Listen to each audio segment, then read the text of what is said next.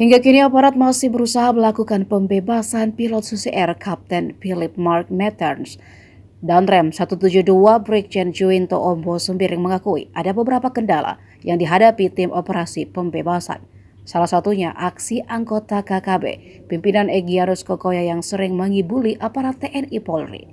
Mereka sering menjadikan masyarakat sebagai tameng hidup atau mencari perlindungan ketika terdesak aparat keamanan. Ini yang membuat aparat harus terpecah konsentrasi fokusnya. Dikatakan, KKB pimpinan Egyanus Kokoya ini menyebar pasukannya untuk memecah konsentrasi aparat keamanan. Egyanus disebut menyebar anggotanya ke Kabupaten Yahukimo untuk melancarkan teror.